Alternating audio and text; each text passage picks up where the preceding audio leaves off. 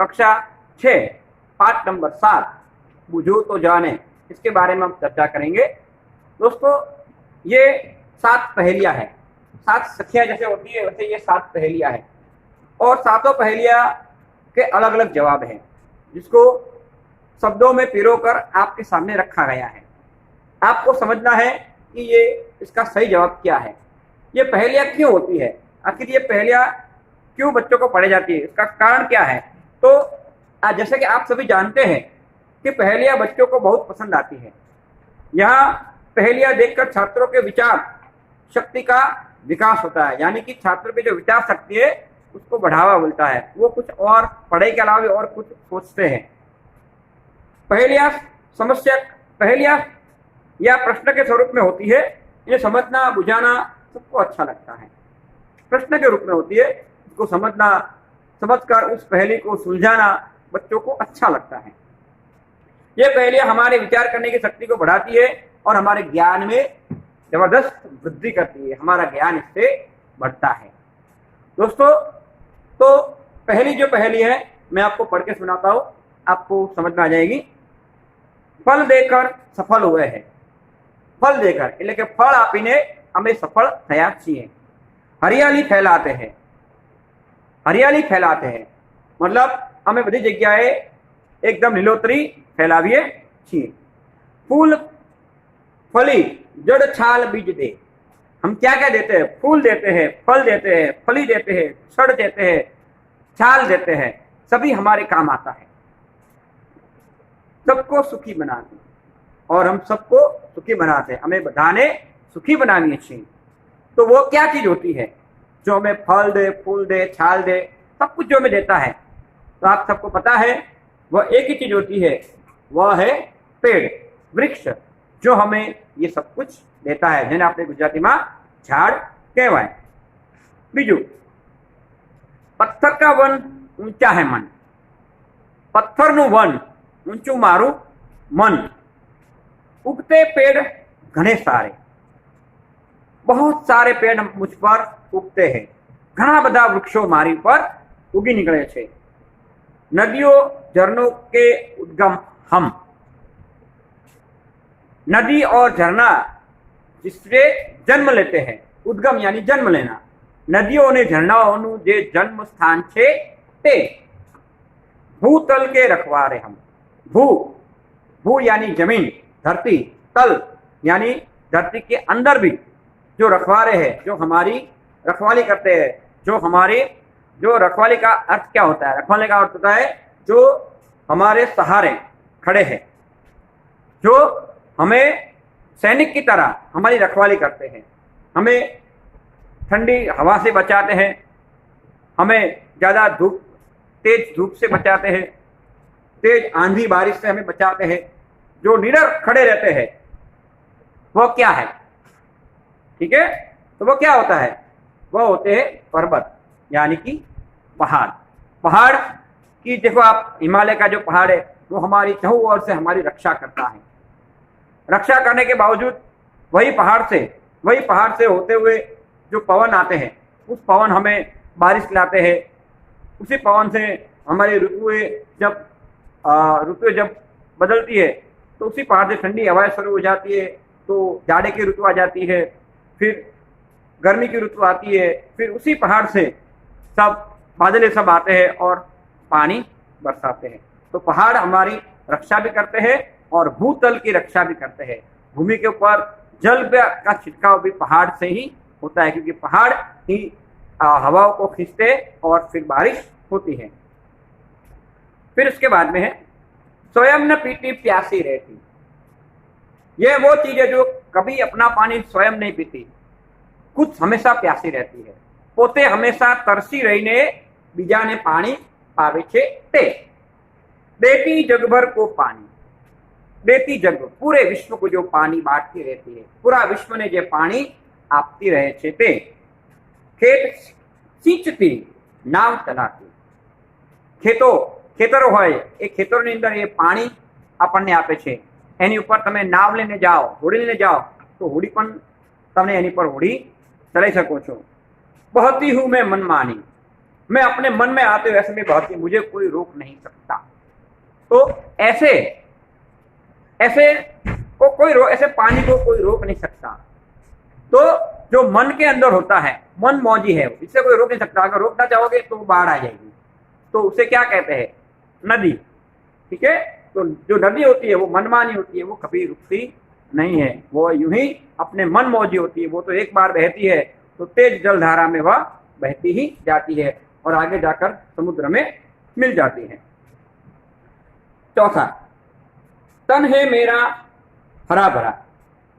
तन यानी शरीर। मारू शरीर केवुं छे? हरा भरा। એટલે કે મારું શરીર કેવું છે? લીલું છે। હરા ભરા એટલે લીલુંછમ। મારું શરીર કેવું છે? એકદમ લીલુંછમ છે। રસ से रहता सदा भरा। હું હંમેશા રસથી ભરેલો રહું છું, હંમેશા રસથી ભરपूर રહું છું। भीतर से हूं लाल। भीतर यानी अंदर से। मैं अंदर से लाल हूं, बाहर से एकदम हरा भरा हूं, अंदर से मैं एकदम लाल हूं। भीतर से हूं लाल, हूं अंदर से एकदम लाल छू। प्यास बुझा कर पूछू हाथ। लोग मुझे खाते हैं तो सबसे पहले उसकी प्यास बुझती है। मीठा मीठा रस उसके गले में जाता है, उसके शरीर में जाता है और लोगों को ठंडक पहुंचती है। तो बोलो मैं क्या हूं? बोलो हूं ये भी कई वस्तु छू। तो आप सबको पता है, जो बाहर से हरा होता है और अंदर से लाल होता है, वो ऐसा एक ही फल है, वह है तरबूज। जो तरबूज हम खाते हैं गर्मी की छुट्टियों में, तो बाहर से हरा होता है और अंदर से लाल होता है।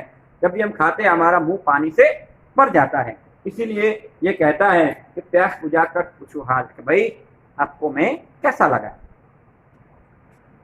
हम दोनों हैं पक्के मित्र। हम दोनों हैं पक्के मित्र। अमे बनने चाहिए पाक्का मित्रों। अमे बनने चाहिए एकदम पक्का दोस्तारो मित्रों। करते रहते काम चित्र। अमे बने विचित्र काम करता रहीए छीए। हूँ शू करूँ ए मारा भाई ने खबर न होय, मारो भाई शू करे मने खबर न होय, पण अमे बने ज्यारे भेगा मळीने काम करीए त्यारे आखा बधा लोको बधा जोता रही जाए छे। कहेवानो अर्थ एवो छे, करते रहते काम चित्र। अनेक जात के चित्र काम, विचित्र विचित्र काम हम करते रहते हैं। 5 सेवक हैं साथ। हमारे साथ कितने सेवक है? हम 5 सेवक के साथ काम करते हैं। हम अकेले काम नहीं करते। हूँ एकलो काम नहीं कर दो। अमारी पासे 5 सेवको छे, अमारा नौकरो छे। अमे जेम कहीए ए अमारुं काम करे छे। लेकिन करते कभी न बात। हम 5 साथ में रहते हैं लेकिन कभी भी बात नहीं करते। हमें 5 साथे रहीए छे पण क्यारे अमे वातो करता नहीं, क्यारे अमे एक बीजाथी लड़ता झगड़ता नहीं। तो बोलो हम क्या हैं? हम कौन हैं? तो हम सबको पता है, हमारे ये 2 हाथ। इसका जवाब है हमारे ये 2 हाथ। और जो 5 उंगलियां है वो हमारे 5 सेवक है।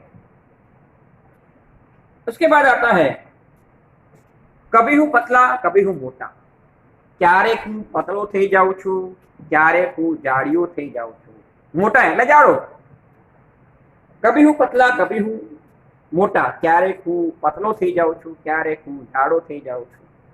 कभी गेंद जैसा हूँ। गेंद एटले दड़ो। क्यारेक हूँ गोल दड़ा जेवो बनी जाऊं छू। मेरे कोई बहन नहीं है। मारी कोई बहन नहीं। मारी कोई बहन छे नहीं। फिर भी बच्चों का मैं मामा हूँ। मारी कोई बहन नहीं तो पण लोको मने मामा कहीने बोलावे छे। तो हूँ कौन? पहचानो मैं कौन?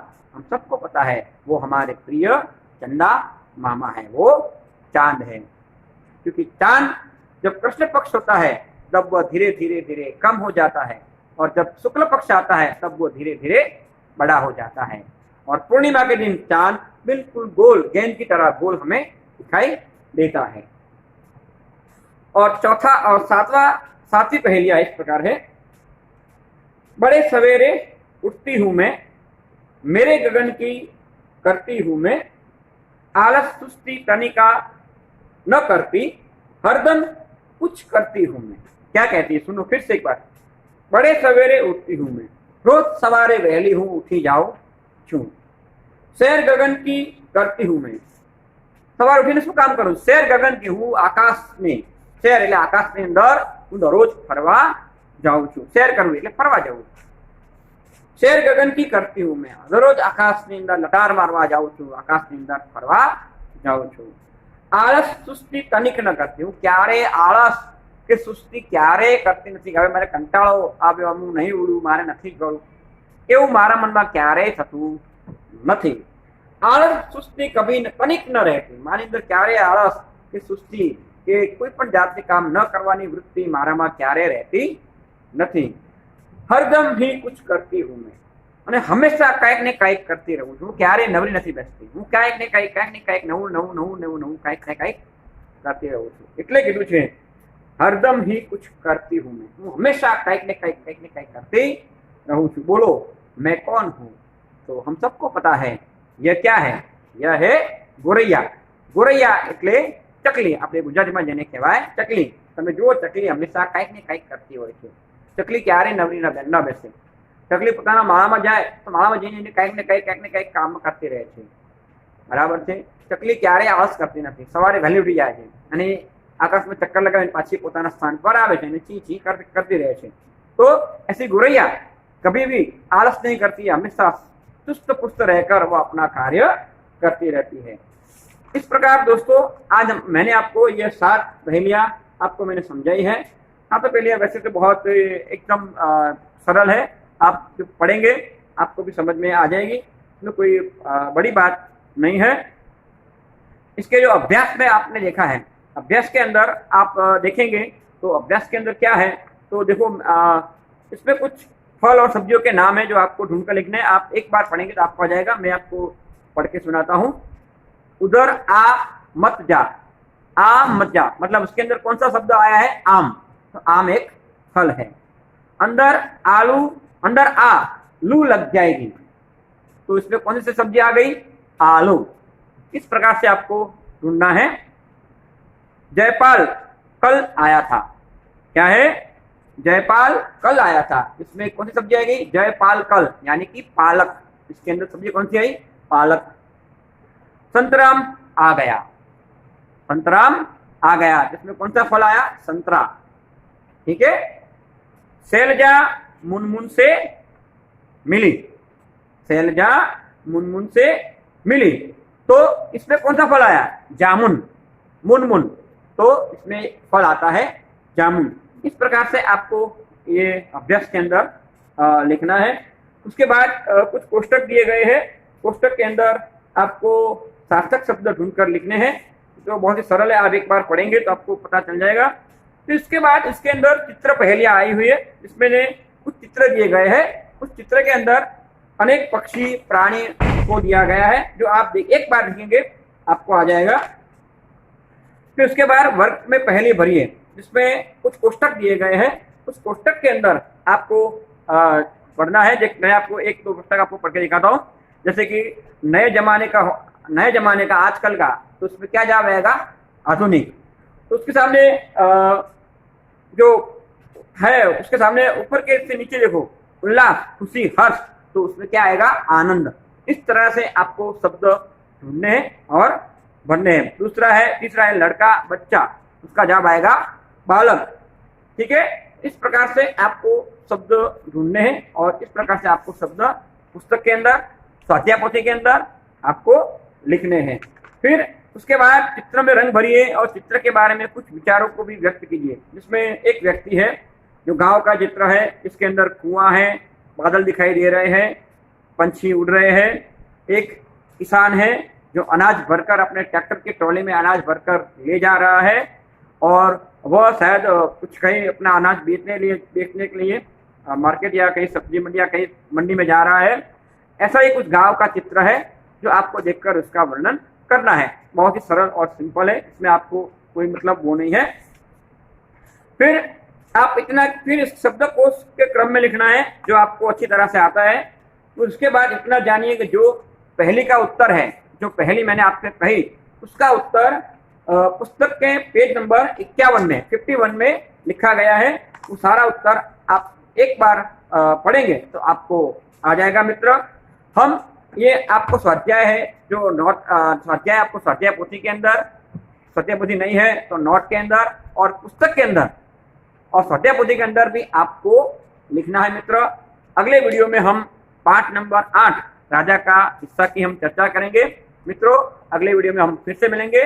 तब तक नमस्कार।